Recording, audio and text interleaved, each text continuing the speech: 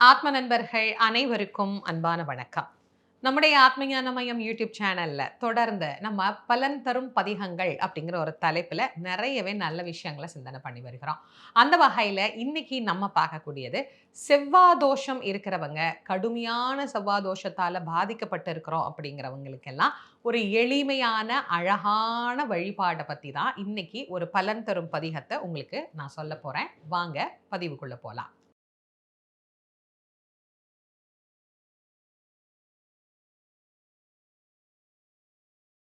தொடர்ந்து நிறைய பதிகங்கள் உங்களுக்கு நான் குடுத்திருக்கிறேன். இதுவரைக்கும் நீங்க பார்க்கல அப்படின்னா, பிளேலிஸ்ட்ல போயி பலன் தரும் பதிகங்கள பாருங்க.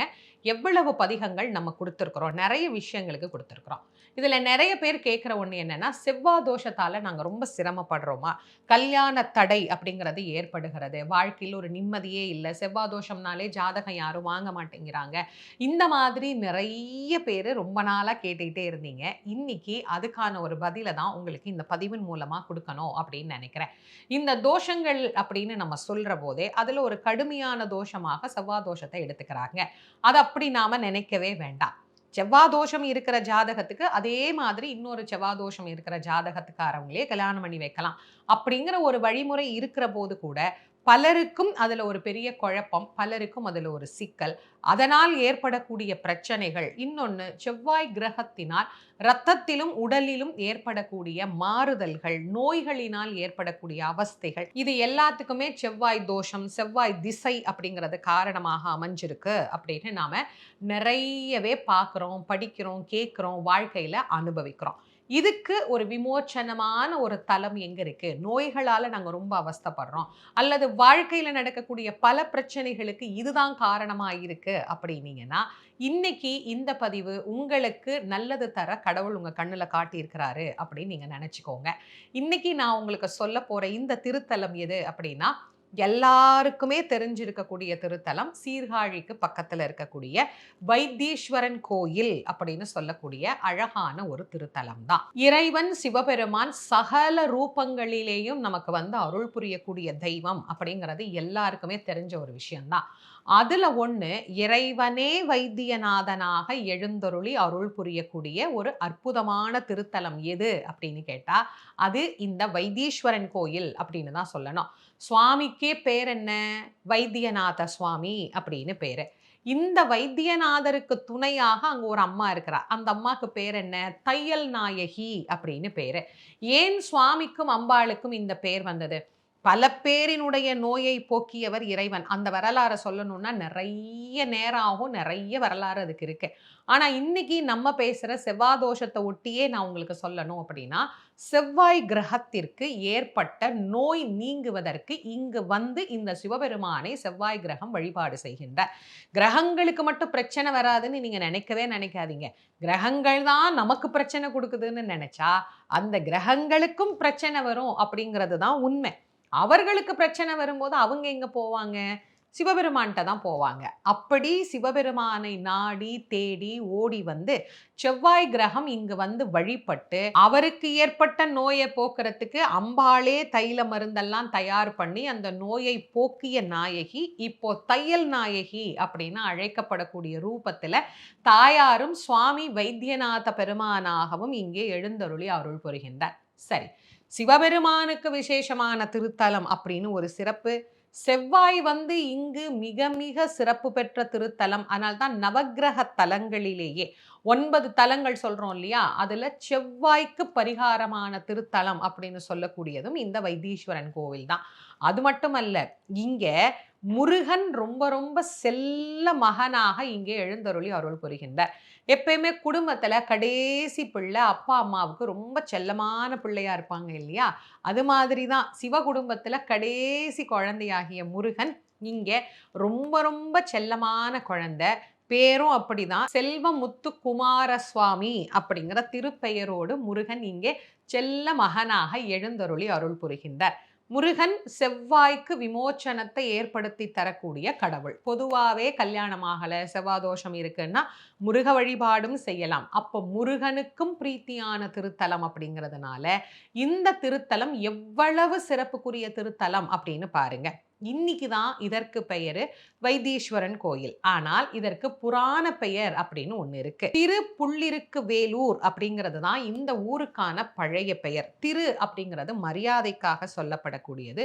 புல் அப்படிங்கிறது ஜடாயு, சம்பாதி ஆகிய 2 பறவைகளும் வந்து இந்த சிவபெருமானை வழிபட்டு நலன் பெற்றிருக்கிறார்கள். இருக்கு அப்படின்னு சொல்லக்கூடியது ரிக் என்கின்ற வேதம் இங்கு வந்து பெருமானை வழிபட்டு நலன் பெற்றிருக்கிறது. அதனால இருக்கு. புல் இருக்கு வேலூர், வேலை கையில் வைத்திருக்கக்கூடிய முருகனும் இந்த முருகப்பெருமானை வணங்கி இங்கு வரக்கூடிய பக்தர்களுக்கு அருள் புரியக்கூடிய தெய்வமாக விளங்குகிறார். முருகன் தன் தந்தையையும் தாயையும் வழிபட்ட பல தலங்கள் இருக்கு. அதுல ஒண்ணு இந்த திருத்தலம். அப்ப நீங்க யோசிச்சு பாருங்க, இந்த திருப்புள்ளிருக்கு வேலூர் அப்படின்னு சொல்லக்கூடிய திருத்தலத்துல எவ்வளவு பேர் வந்து வழிபட்டு நலன் பெற்றிருக்கிறார்கள் அப்படிங்கிறத பார்க்கலாம். இன்னைக்குமே இந்த திருத்தலம் மிக மிக பிரசித்தி பெற்ற ஒரு திருத்தலமாகத்தான் விளங்குகிறது. இங்க ஒரு முறை போய் சிவபெருமான வழிபாடு பண்ணி தாயார பிரார்த்தனை பண்ணிட்டு முருகனையும் வழிபாடு பண்ணிட்டு செவ்வாயை நினைத்து வேண்டிக் கொண்டு வந்து விட்டால் அதற்கு பிறகு இந்த செவ்வாய் தோஷத்தால ஏற்படக்கூடிய கிரக தோஷங்களுக்கும் ஒரு நிவர்த்தி கிடைக்கும். கல்யாணத்துக்கும் ஒரு நல்ல ஏற்பாடு நடக்கும். நோய்களும் நம்மை விட்டு நீங்கும். எவ்வளவு கடுமையான நோய்கள் இருந்தாலும் அந்த நோய்களிலிருந்து விடுதலையை தரக்கூடிய ஒரு அற்புதமான திருத்தலமாகத்தான் இந்த திருத்தலம் விளங்கி கொண்டிருக்கு. பல பேருக்கு வைத்தியநாத சுவாமி குலதெய்வமாகவே இருந்து அருள் புரியக்கூடியவர். இங்க இருக்கக்கூடிய முத்துக்குமார சுவாமியும் அதே மாதிரி தான். பல்லாயிரக்கணக்கான பேருக்கு அவர் குலதெய்வமாகவும் இருக்கிறார். உங்கள யாருக்காவது ஒரு குலதெய்வமா இருந்தா நீங்க கமெண்ட்ஸ்ல சொல்லுங்க. அவர் எப்படிப்பட்டவர் அப்படிங்கிறத படிச்சு பார்க்கறவங்களும் தெரிஞ்சுக்குவாங்க. இந்த திருக்கோவில்ல ஒரு விசேஷம் என்ன அப்படின்னா, இன்னைக்கும் இங்க பிரசாதமாக சாந்துருண்டை அப்படிங்கிறது தான். அதாவது மண்ணுருண்டைன்னு சொல்றோம் இல்லையா, அந்த சாந்துருண்டை தான் இங்கு பிரசாதமாகவே வழங்கப்படுகிறது. அப்ப பார்த்துக்கோங்க, நோய்களை தீர்க்கக்கூடிய நாயகராக நமக்கு விளங்கக்கூடியவர். அந்த நோய்களை இரத்தத்தோடு சம்பந்தப்படுத்தி அதிகப்படுத்தக்கூடிய கிரகத்தின் தாக்கத்தால தான் நிறைய பேர் ரொம்ப அவஸ்தைப்படுறாங்க. அதனால அந்த நோய்களையும் நீக்கக்கூடிய செவ்வாய்க்குரிய தலமாக இது விளங்குது. உங்களுக்கு எதுக்கான பிரார்த்தனை இருக்கோ அந்த பிரார்த்தனையை பண்ணிக்கோங்க. இந்த தலத்துல அருணகிரிநாத சுவாமிகள் அருளி செய்த திருப்புகழை தான் நான் உங்களுக்கு இப்ப சொல்ல போறேன். அருணகிரி பெருமான் முருகப்பெருமானை ஒவ்வொரு தலங்களிலேயும் பாடி பரவி வழிபட்டு நலனை நமக்கு தந்திருக்கிறார். இன்னைக்கு அந்த திருப்புகழை நாம படிக்கிற போது, அதால் நாம் பலன் பெறுகின்ற போது அருணகிரிநாதருக்கு கோடான கோடி நன்றி சொல்லணும். எத்தனையோ திருப்புகழ் உங்களுக்கு நான் அவருடையது சொல்லியிருக்கேன். இந்த செவ்வாய் தோஷம் நீங்குவதற்கும் செவ்வாயினால் ஏற்படக்கூடிய உடல் பிரச்சனைகள் நீங்கிறதுக்கும் இந்த திருப்புகழை அன்றாடம் படிங்க. எப்படி படிக்கணும்? கல்யாணம் ஆகிற வரைக்கும் படிக்கணும். நோய் நீங்கிற வரைக்கும் படிக்கணும். காலையில மாலையில 2 வேளையும் படிங்க. வீட்டில் ஒரு நெய் விளக்கு ஏற்றி வச்சுட்டு இதை பாராயணம் பண்ணுங்க. ஒரு முறை வாய்ப்பு இருந்ததுன்னா வைத்தீஸ்வரன் கோயிலுக்கு கண்டிப்பாக போயிட்டு வாங்க. இல்லையா, பிரார்த்தனை பண்ணிக்கோங்க. எல்லாம் நல்லா நடந்ததுக்கு பிறகு போய் அந்த சிவபெருமானுக்கும் முருகப்பெருமானுக்கும் தாயாருக்கும் நன்றி சொல்லிட்டு வாங்க. கண்டிப்பாக இதை நீங்கள் நம்பிக்கையோடு படிச்சீங்க அப்படின்னா நிச்சயமாக நீங்கள் என்ன பிரார்த்தனை பண்ணுறீங்களோ அது நடக்கும். என்ன திருப்புகழ் அப்படிங்கிறத இப்போ உங்களுக்கு படித்து காட்டுறேன். கீழே டிஸ்கிரிப்ஷன்லையும் கொடுக்குறேன். அதை பார்த்து தெரிஞ்சுக்கோங்க. உரத்துறை போதத் தனியான உனை சிறிது ஓதத் தெரியாது மரத்துறை போலுற்று அடியேனும் மலத்து இருள் மூடி கெடலாமோ பரத்துறை சீலத்தவர் வாழ்வே பணித்தடி வாழ்வுற்று அருள்வோனே வரத்துறை நீத்தற்கு ஒரு சேயே வைத்திய நாதப் பெருமாளே.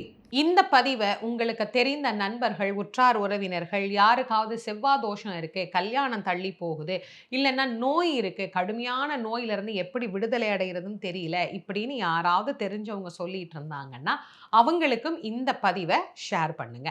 நம்முடைய ஆத்ம ஞான மையம் யூடியூப் சேனலை இது வரைக்கும் நீங்கள் சப்ஸ்கிரைப் பண்ணாமலேயே பார்க்குறீங்கன்னா பண்ணிக்கோங்க. மீண்டும் மற்றும் ஒரு சிறப்பான பலன் தரும் பதிகத்தில் உங்கள் அனைவரையும் சந்திக்கும் வரை உங்கள் அனைவருக்கும் நன்றியும் வணக்கமும் கூறி விடைபெறுவது திருமுருக வள்ளல் வாரியார் சுவாமிகளின் மாணவி தேசமங்கேற்கரசி. நன்றி, வணக்கம்.